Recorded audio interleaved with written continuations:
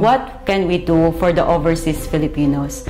What can we do for the families that were left behind? There were like 17 countries, 17 leaders. I can see the potential of every Filipinos. I can see the strength. I can see that we can make a difference. We can didn't happen only for one person, but for multiple people here in the. Hindi natin ito magagawa kung tayo ay nag-iisa. Hindi natin masusolusyonan.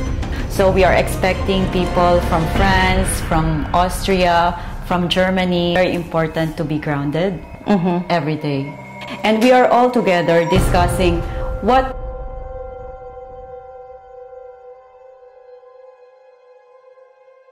Hi, Ms. Marison. Good morning. Magandang araw. Thank you very much, Diary of an OFW, Juma.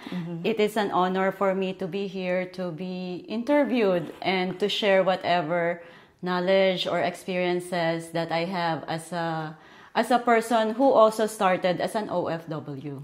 Well, we're excited to know more about it. Sobrang excited kami sa mga wisdom, sa mga helpful tips na pwede niyo pong ma-share sa amin and also sa public. And so, for those who don't know you yet, who is Marison Rodriguez and what do you specifically do dito po sa Czech Republic? Okay, that's a very interesting question. I am born in Imus, Cavite in the Philippines. My father is a professor and a pastor, and my mother is a retired social worker. I've been outside the country for 25 years. I have worked and lived in Taiwan, in Malaysia, in Singapore, and then moved here in the Czech Republic. And while in the Czech Republic, I was able also to work in Germany, in Italy, and in France. And life happened and I came back here. I am the eldest of 3 children, and one of my biggest whys is to really help and support my family. With the experiences here in the Czech Republic and with the dream and looking for all other possibilities, I am able to build and start my company. But the company also is a breakout or a result of being in NFID. So, it's like parang naging produkto po siya ng NFID, right? Yes. Well, actually, ma'am, marami po palang makaka-relate sa inyo because you are an OFW for 25 years. Only after living here in the Czech Republic for 6 years, I managed to pass my exam for the Czech language proficiency. And that enabled me to become a permanent resident. So, but in the very beginning, I used to work as an engineer in Taiwan in a manufacturing printed circuit board manufacturing company. And then I used to work as a professor also in many universities in the Philippines. It's like in and out of the country, and then moved away again because we know that there's a greater opportunity abroad when our country cannot provide that. Well, it's really great po kasi talagang kwentong OFW, parang OFW to success po na kwento. And we like that. We like sharing it to the public. Ano po yung naging mission nyo para mapasok nyo or maging chairperson kayo ng NFID? Okay. I was once the founder of the Filipino-Czech Association, which we started in 2012. I arrived here in the Czech Republic in 2009, November. So, magsi-16 years na ako dito. Wow, long time. It has been a long time. And through our embassy and through the network, they said, any of the officers go there to Italy and attend the Diaspora to Dialogue. So that was one of the first Diaspora to Dialogue, which happened in Rome. And in Rome, there were so many people, like around 300 people from different walks of life, different sectors of life, from the government to the private businessmen, to the media, to the banks, to the religious people and communities, and to the civic society organizations or the NGOs. And we are all together discussing what can we do for the migrants? What can we do for the overseas Filipinos? What can we do for the families that were left behind? What can we do with the second or third generation? What can we do with the OFWs who are already in Europe, or with all the irregular migrants. Before it was called illegal migrants, but no, or undocumented, but we are irregular migrants when we are not following the process. So from that time, NFID was born. So there were like 17 countries, 17 leaders who stood up and say, we will build an organization here in Europe. We can try to help each other, connect, share the best practices, and be an active organization to really promote the unity, promote dialogues and conferences, promote or empower our fellow men through trainings and education. So it's more of like a mission po talaga to help and to serve not just the OFWs but also to the people or yung mga family na iniwanan nila sa Pilipinas. And that's how NFID was born. It's really a great mission po. Napakalalim and napaka-valuable po. Malaking tulong sa mga OFW and the Filipino. What's the meaning of NFID nga po ulit? Okay. NFID, as you can see, it's called European Network of Filipinos in Diaspora. So diaspora means we are all scattered around the world. But then we create a benefit out of that being outside the country, and still we are still together as Filipinos, as originally from the Philippines. And as a shortcut, we call it NFID, and there are 12 countries, active countries right now, and we are really connecting Filipinos in Europe. Your continent pala yes. po. Okay. So, you are the chairperson of NFID. Starting this year, yes, until next year. So, what inspired you to become a chairperson po ng NFID? I can see the potential of every Filipinos in different countries in Europe. I can see the strength. I can see that we can make a difference. We can be a strong voice here in Europe to create a difference not only in the host country, here where we are, or to our home country, wherein our fellow men, our families, our government can benefit. There are so many things that we wanted to impart, to share, that we have learned from living here in Europe, and somehow we can strengthen each other, the different communities, through sharing the practices and through sharing what we have learned from here to our country. It's like you can do more as a chairperson po. You can help, you can serve Filipinos as a chairperson po. As a chairperson, you can move things. Yeah. We can encourage many people. We can engage communities. We can partner. We can build partnerships with different organizations, both internationally, locally. And what's the most rewarding part po, being a chairperson ng NFID? The most rewarding part is knowing people.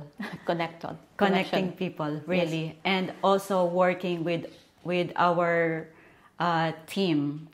Because each person has different opinions, personalities, decision-making process. And this what excites you to grow more, because you can really learn from each other and see where it goes. Yeah, I think people, connecting with everyone is really powerful compared to your own skills lang. Magrarely ka po sa own skills mo lang. And kung magrarely ka man sa yung alam mo lang, 'di ba? It's really helpful na na-expose ka sa ibang tao through the network. And it's not just about take, it's about give and take. That's true. And it's really good. So, is NFID open to everyone po? Okay. The current organization has a country membership, meaning if you are an organization and an active individual in the country, concerned individual, you wanted to make a difference, try to form the group in that country, and then we can cater the country organization membership. And it all starts again with the diaspora to dialogue. Sit together, discuss the issues and challenges, the potential, create an action plan, create the outcome, and then we can work together as NFID. You've mentioned po the Diaspora to the Dialogue. I believe it's an upcoming event of NFID. Can you walk us through po kung ano yung D2D? Okay, the D2D in Brno will be the 15th D2D already in Europe. This will be the second for the Czech Republic, and we have a theme, Unshaken, Unstoppable, Unburdened, and we are focused on the mental health. We wanted to share that there are people around that who can help us grow to be able to have this kind of mentality, of mindset, not to be depressed, discouraged, burdened, not that we are able to create breakthroughs. So, correct me if I'm wrong po. Dun sa D2D, what will happen is you're gonna have like a mental awareness, health and wellness, like so on and so forth. Like more on building your own self. Am I correct po? Okay, yes. It will be targeted to our kababayans here in the Czech Republic. And yes, it's about the mental health awareness and how we can really keep up as a person. And there will be workshops as well. So we have topics like media and emotions. We have topics like how to use art or culture to improve oneself, how not to fear AI, or to really understand what are the ways how we can take care of ourselves, and if we are taking care of someone who is also in this situation, then we will be able to support each other, because there are ways, there are tools on how to do it. And if we are in a position that we wanted to make a change in our life, it takes awareness, it takes education, it takes some change to really change your life. Yeah, actually, I also believe on that po na it really takes a network, a group of people, like a like-minded person, to help you grow, not just emotionally, mentally, you know. What are the benefits of a person kung halimbawa po sasali sila sa D2D? Ano po yung matututunan nila? Specifically, like mental health is nandiyan na po. Workshops. So the D2D is like a conference, and we will have keynote speakers from different organizations. And we are very proud to say that one of our board of directors from Iceland, she's a Filipino-Icelandic professional who's been living there for 18 years and has worked as a nurse in the Landspitali University Hospital. And she will deliver a message wherein we can really relate on how to be aware, or how to heighten our awareness on mental health. And we believe that she will be a very good speaker for us. And at the same time, we have Mr. Gergely, who is the CEO and owner of the Neuron Well, which is a Czech-based organization focused on the caring of the neuro developmental disorder.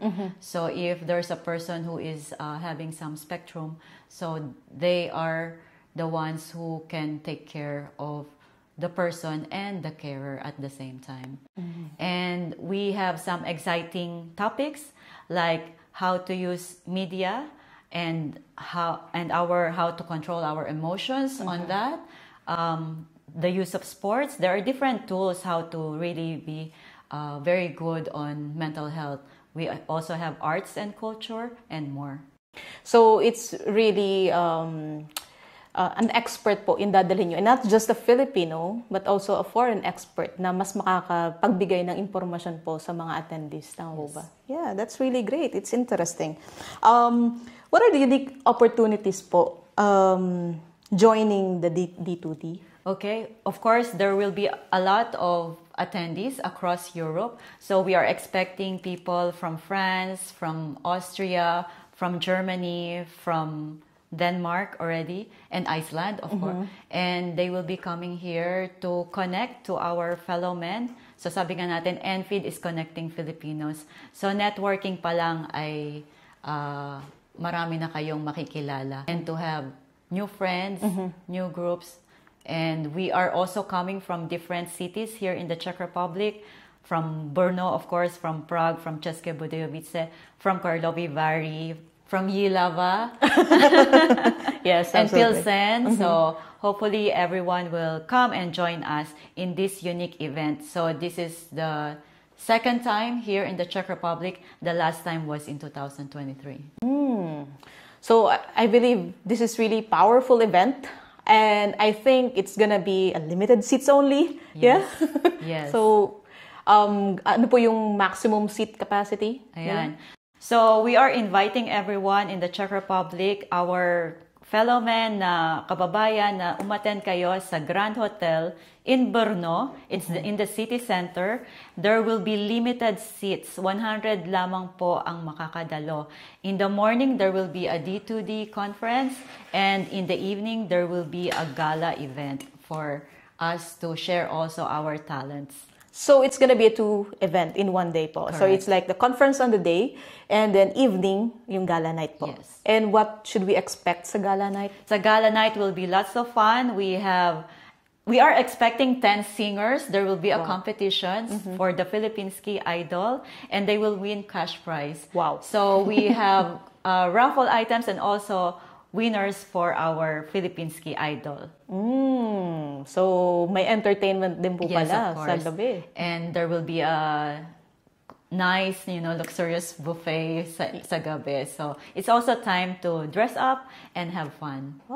So sa mga mahilig sa conference at may gustong matuto, who's really into growing themselves and connecting people, join the conference, and then at the latter, sa evening, bis kayo, dress up with tuxedo or ano dyan, you're gonna join the gala night. So we're gonna post the link po kung paano sila makapag-register Yes, sa event. You have to be hurry kasi limited seats lang siya.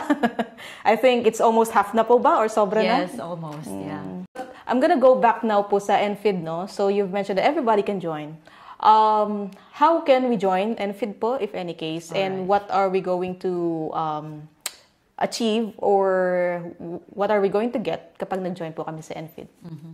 So I believe that NFID is a very good platform to get to know each other, to have to understand what are the communities, different communities in Europe are doing, and how can we help each other.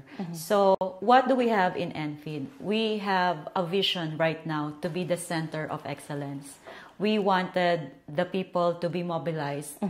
We wanted the talents to be developed. And since NFID is built in the framework of the 17 Sustainable Goals of the United Nations, we are trying to create innovations in response to the sustainable goals. So this is the center of excellence.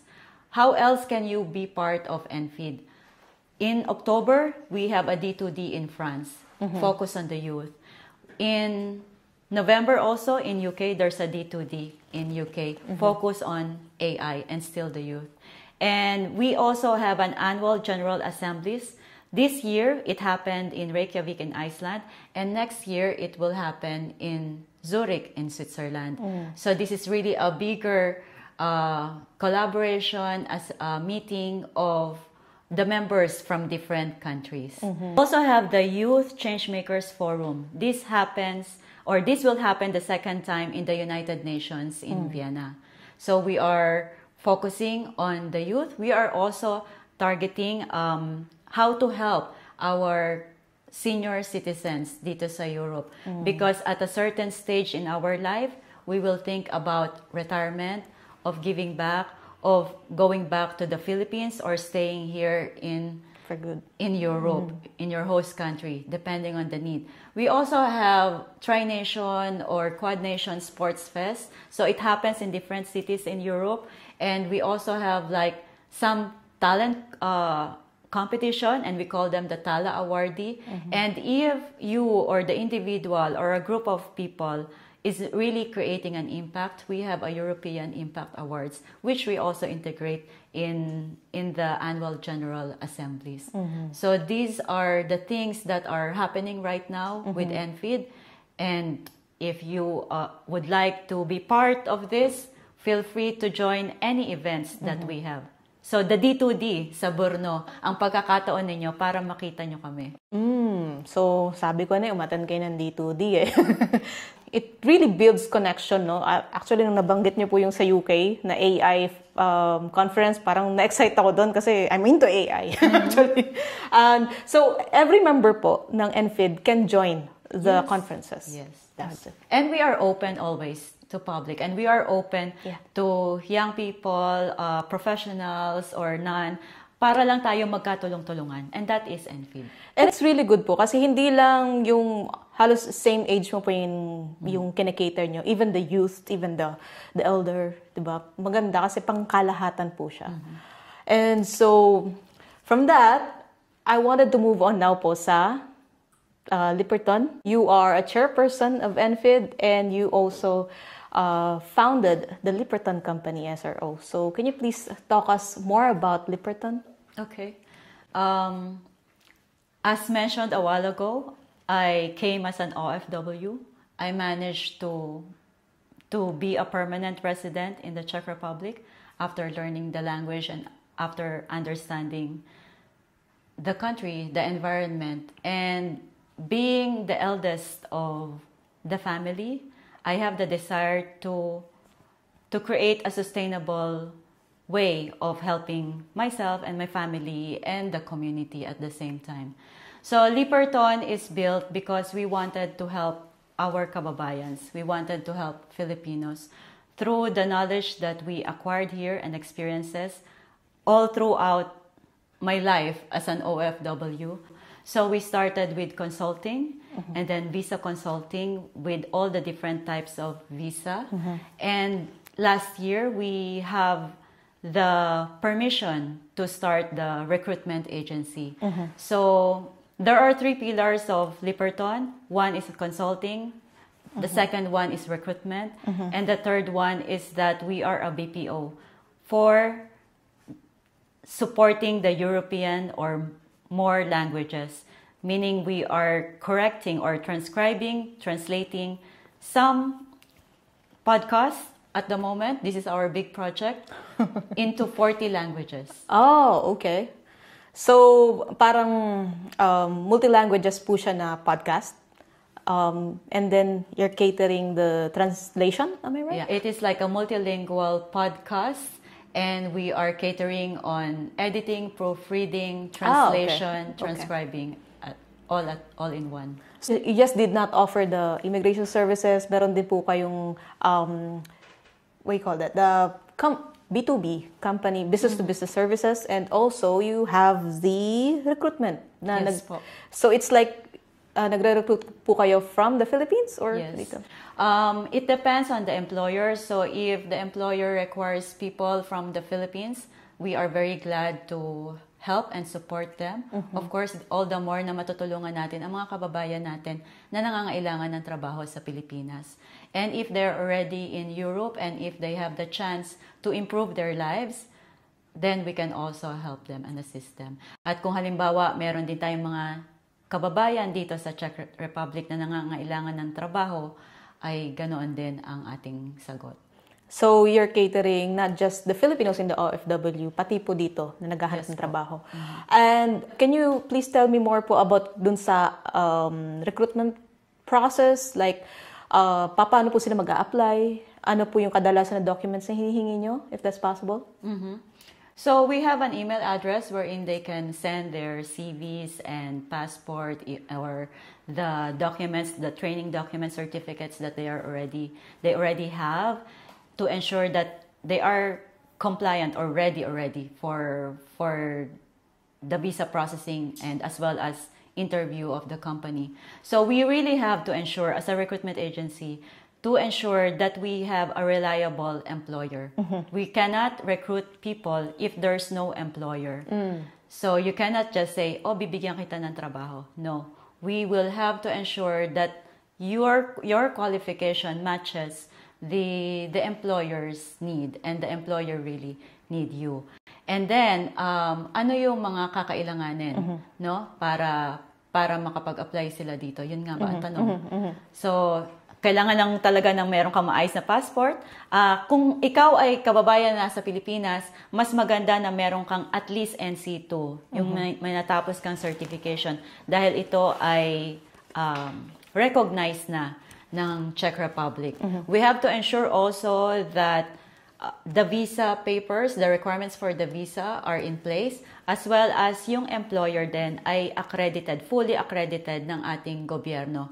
So it's either through the Department of Migrant Workers and also the Chamber of Commerce here in the Czech Republic. Correct me if I'm wrong po, it's like gonna be parang direct siya sa DMW? Or you have a partnered agency sa Pilipinas po? We have partner agencies okay. in the Philippines. Okay. However, the company in the Czech Republic or in Europe must be accredited in the Department of Migrant Workers. This is the process. Yeah. Yun naman po talaga yung tamang proseso. So ano po yung current position na open po kayo? Naghahanap kayo ng mga right job now, offer? we have like the powder painters, we have kitchen helpers, we have administrative workers, and more. So, it's like pag hindi po sila pasok sa qualification na hinahanap nyo or hindi siya nagmamatch sa employer, you're not entertaining them or parang sinasabihan nyo na maybe pagka may available na slot, parang ganun po? We are also doing manpower pooling para okay. kapag time na meron tayong makitang employer, ay masinsin natin yung mga aplikante. Okay. So, it's better na mag-connect na lang kayo sa email nila. We're gonna post the link down below, yung email address ng Lipperton. And then, if any case, merong kayong NC2, skilled worker kayo, then maybe you can send an email sa Lipperton Company and then wait for their response. If there's an available position, then maybe ikaw na yung susunod na i-hire ng Lipperton. So, one last question po. What makes Lipperton different from any other company? Okay. I will say that it's the first Filipino-owned recruitment agency. So, meron tayong puso para sa kababayan natin. It is operating with ethical and legal standards. We guide you with clarity and care. Right. So, talagang maka-Pilipino itong Lipperton Company. So, sa mga Pilipino natin, yung kapwa Pinoy natin, you really can apply in Lipperton. Just send a CV and their email, okay? So, Ms. Marison, you are chairperson. You are founder. Clearly, you are a leader. So, as a leader po, ano yung mga qualities na importante po para sa inyo? There are 3 things for me. Integrity, empathy, and vision. So we have to have the integrity to stay through, empathy to listen and care for the person, and a vision to inspire. Yes, that's right. Kasi pag integrity lang, parang wala kang puso, walang empathy, hindi ka how can you say, hindi ka makaka-connect because you're not empathizing the person. Parang ganun po. And if you're not a good listener, yes. then it's not possible na panay-isip mo lang yung gagawin mo. It's hard to understand the person pag hindi po nakikinig. And without a vision as well, hindi nyo po alam kung saan papunta. There should be a direction, a shared direction. Yes. So, dahil po busy kayo at sobrang dami yung upcoming event, so paano nyo po nababalance yung being a leader, being a chairperson, being an owner? Paano nyo rin babalance yung lifestyle nyo or yung wellness nyo? It is very important to set boundaries.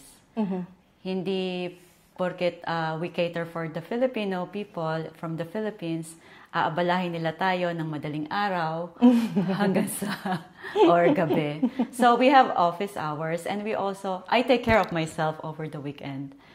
And we have to have good rest. Yes. We have to have rest so we can go back again in ourselves. And for me, it's very important to be grounded every day, every single day, or every time that there is like a pressure or a very heavy situation coming in.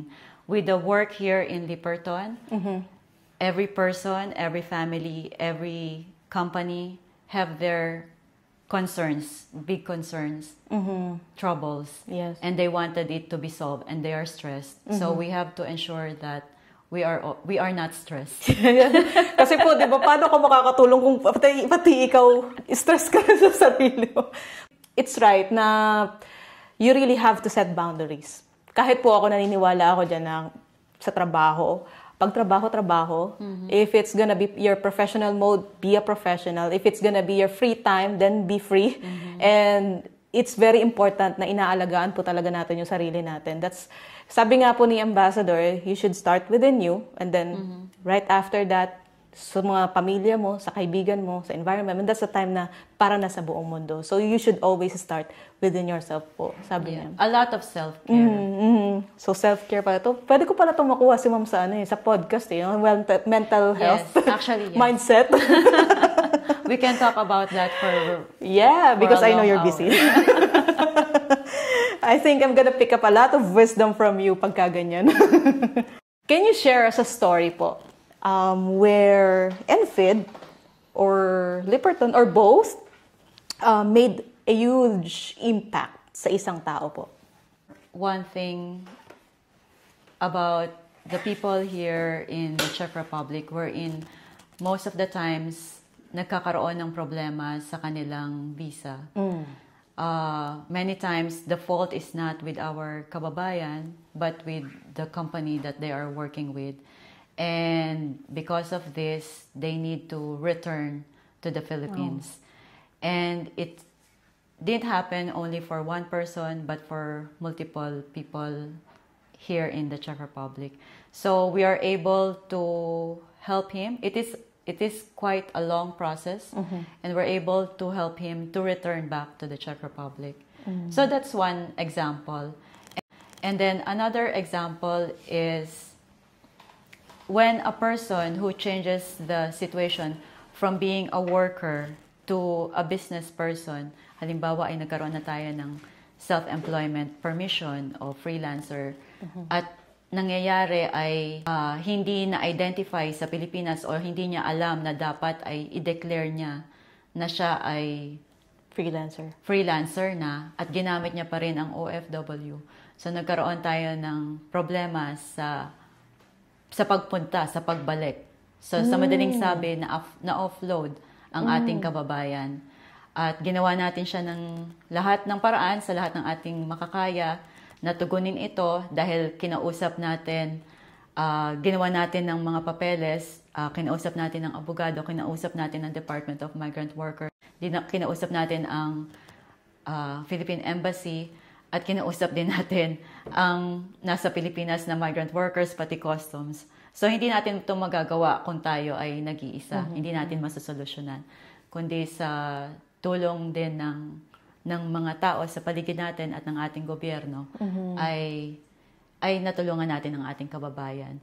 So, sa madaling sabi, ako bilang isang leader ng community, leader ng Liperton, nakatulong din ng NFID sa pag-connect sa mga tamang tao. Mabilis tayong makakonekta. I guess that's another benefit of being a member of NFID. Definitely, yes. And yun po ang kinaganda siguro ng Liperton or ng NFID na nakaka-connect siya sa mga tamang tao. Hindi sa kung sino lang yung may alam. Parang gano'n. So, ganun po pala yun. If you're a self-employed na dito, hindi yun basta-basta. There should be a notification sa Pinas or something like that para hindi po magkaroon ng problema, no? Yes po. At wag na natin gagamitin yung OEC kasi hindi na tayo overseas employed person. So that's a tip for you today na binigay ni Ma'am. Thank you, Ma'am, for the tip. Na kapag self-employed ka, you have to inform the Philippines or the Philippine government, and you should not get the OEC anymore. Correct. And sure, looking back, what's the most rewarding part of your journey po? That I grew as an individual here in Europe with more wisdom and experiences, meeting different people, not only kababayans, but all types of people in the world. And at the worst cases in your life, you will have someone, hindi ka nag-iisa. With Enfeed, with us, with the community, as long as you connect to your community, then you will not be alone. Yeah, that's really great.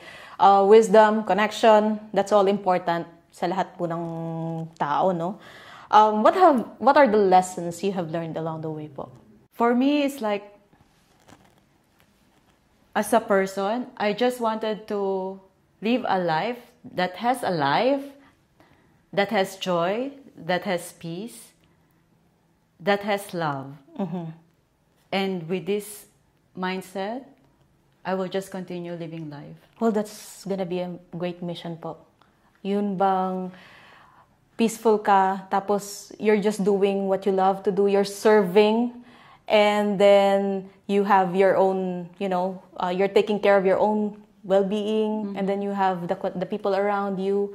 It's really a great mission or lesson na nakuha po ninyo. And then, if any case po may hiring leader dyan, any advice po na pwede nyo ibigay sa kanila? Well, something with Jim Rohn, no? I will quote him. Yeah. Like, if you really wanted to change your life, you must first change something that you do daily. Yeah. And this means you create your habits. So build the discipline, create your habits, be a leader, connect, and just serve. Yes, if you have a heart to serve, it's easy to be a leader. Yeah. Sabi ko na maganda talaga mag-usap tayo ng podcast, ma'am.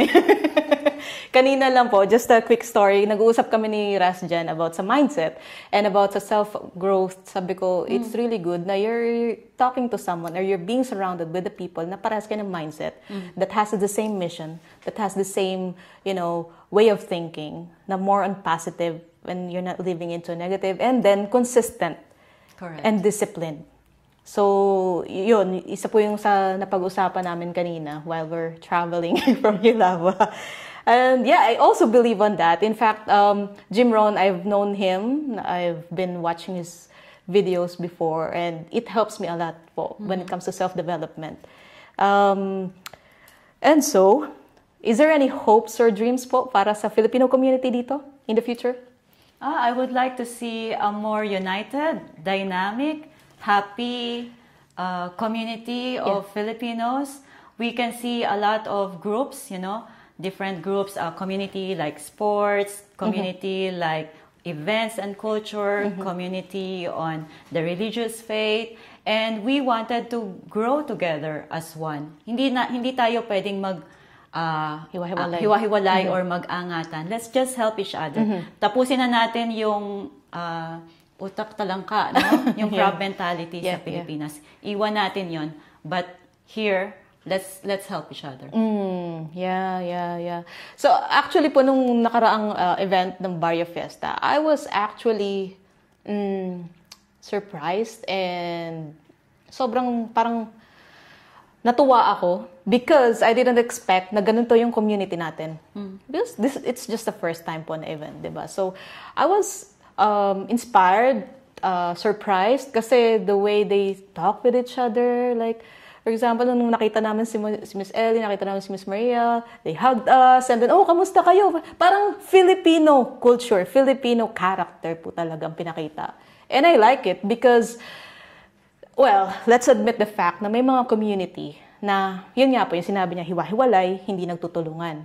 So, I'm just so proud for what we have right now. So, sana po ma-maintain yun, no? Tama po yung sinabi niya na, sana magtulungan. We would like to really see that na sama-sama tayo na magtulungan. Yun lang naman talaga. Okay, so thanks for giving us those wisdom, the information po. But I just wanted to give you some playful questions. Quick fire question. So, one book or quote that changed your life? Well, again, with Jim Rohn, if you want to change your life, if you're not happy, move, change. You are not a tree. A habit you swear by? To breathe, to be grounded. That's right. If you weren't doing this, what would you be doing? I would probably have started an aquaponics industry in the Philippines to help solve the food shortage. Yeah, alam niyo po pinakita ko sa amin. Anyway. I really love that. Yeah, para na akong sabi nila, para ng plantito. Okay. Definition of success. Success can be small and big. If you have managed to do something, accomplish something on a daily basis, to celebrate it, be present with that, and that is success.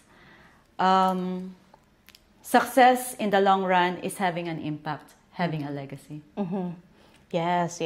So, I think we all have the very different definition po. Kada tao, iba-iba yung definition na. Some are just focusing on the wealth, some are just focusing on the health, some are focusing on the relationship. So, iba-iba ng definition ng success, but it's good that your definition of success is that. Kasi makakatulong po yan, hindi lang yan sa inyo, personal nyo, but also to the people around you. And so, one last question, kasi po sa mga interview ko, sabi ko magpapaiwan ako ng question for the next interviewee. Luckily, there is a question na iniwanan po with a key person, and I think you can easily answer this. And what is the question? The question is, ano yung maiaambag nyo sa community mo, sa pamilya mo, sa bansa mo, para sa ikagaganda ng pangkalahatan? Ang lalim naman ng tanong para sa lahat. Kung ano ang mga kaalaman ko, talento at abilidad at kakayanan na ibinigay sa akin ng Panginoon ay ibabahagi ko ng buong puso habang ako ay nabubuhay. Sharing, serving, that's really good. And if you have one question na gusto pong iwanan for the next interviewee, ano po yun? What is love? Okay. Yeah, I like it. What is love? Well, thank you so much, Ms. Marison, for giving us time. Alam namin na it should be your off. But you gave us time here, so thank you po. Thank you so much. And once again, para sa mga gustong sumali sa D2D event, Ms. Marison is inviting you guys to attend and join them sa upcoming conference na D2D. They would love to see you there, and take your spot now because it's very limited seats only. And for more information, contact NFID or Ms. Marison Rodriguez for more information about the D2D. Thank and you. And one last thing, don't forget to hit like, subscribe, follow our social media platforms para updated kayo sa mga nagaganap at sa mga ina-upload namin ng mga videos. And so until then, God bless everyone.